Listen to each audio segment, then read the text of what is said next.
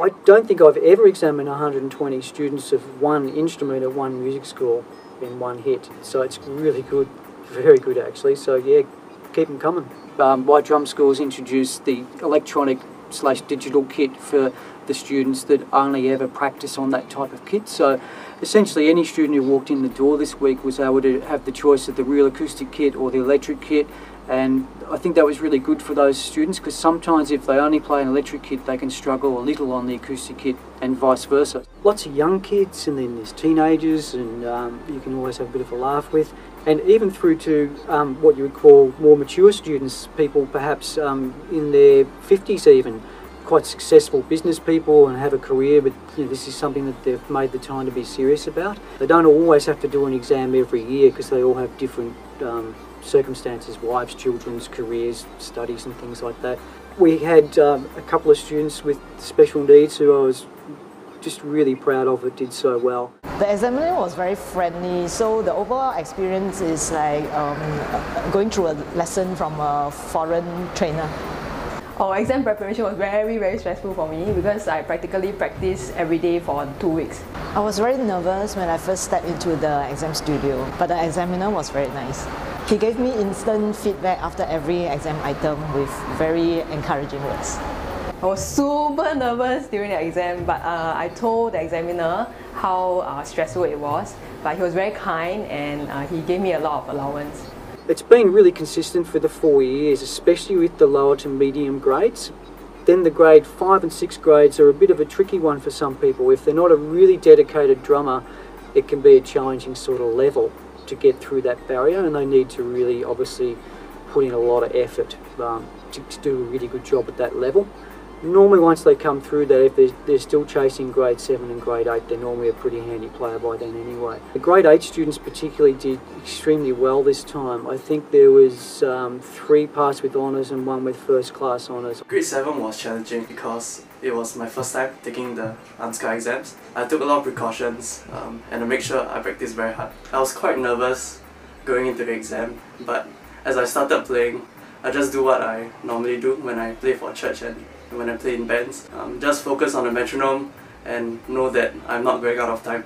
Don't be afraid to ask your teachers about the subtle details of the solos.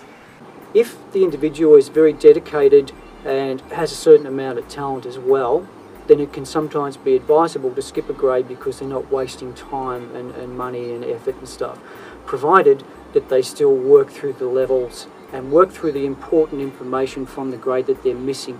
Otherwise, when they get a bit further down the track, they can hit a brick wall. So it's very much up to the teachers and the students and the parents to work together on being very wise about that decision. It can be quite tough because you have to balance between working and obviously finding time to practice so that you can do well for the exams. But yeah, it's all good and it's all worth it, and I'm really happy.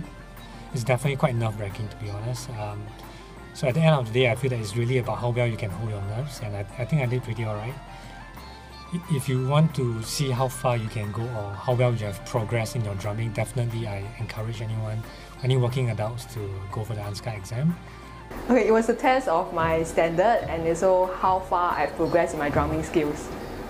I had a young fella doing his grade 1 exam, and when I pointed to his sight reading example that I wanted him to do, he turned around and said, "I don't do 3/4 time." And I said, "I beg your pardon?" He said, "I don't do 3/4. And I said, "Well, you got to do it, mate. I'm sorry, you've got to have a crack at it at least. I can't let you choose your own sight reading. That's the way it goes." "I'm telling you, I do not read 3/4. I only like even numbers." So I stopped trying to be professional and just cracked up laughing, and we both had a really good laugh. I've never had anyone in my examining years refuse to do their sight reading and tell me what sight reading they wanted to do. So I think I'll remember him for some time. The 4th time I've been in Singapore, and it was the first time I've had the luxury of a day of rest with no examining or no travel. So I had a really good day off. I had to sleep in. James, the principal of my drum school, and his wife and daughter took me out to the river safari at the Singapore Zoo, so that was really good fun. And then James and I went and hung out and traded chops and jammed and had a bit of fun at one of his other studios, so that was really good. Looked into a bit of role and technology that I needed his advice on, so I learnt a bit as well, which is good. Learnt a fair bit about the pressure that Singapore people put on themselves to get high results, particularly numerical grades. They like to get a high result, and if they don't get it, they can take it pretty hard. So for example, I told one of the students just about an hour and a half ago that she got first class honours, 96%, and she looked at me with that slightly disappointed look, and I thought, what's going on?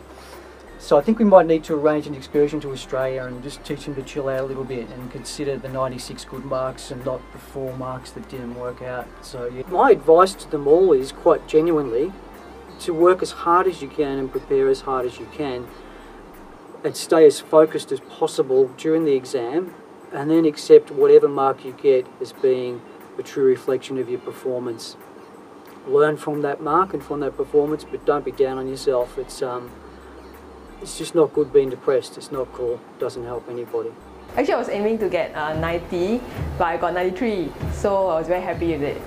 It's been 1 year with my drum school. I'm really pleased with my progress and what the school has offered, so I definitely encourage my drum school for anyone that is really serious about learning drums. So I just want to take drums as a hobby. Yeah, look, I was really impressed with the way that a lot of the new students took on to the exams, because your first exam is a totally new experience. So I hope that they push on and I can see them next year and see them develop and grow as players.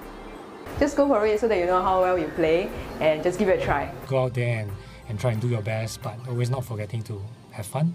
Absolutely. I just want to thank everybody at MDS, like I do every year, because they look after me so well, and especially Rudy the Rocker, and who's kept me entertained very well for the week. There's just so many things happening at MDS. Since the last time I was here in 2012, they've won 2 business awards, which is a wonderful achievement. This is pretty cool. They've got their own signature drumsticks now, so I'm pretty impressed with that. That's groovy.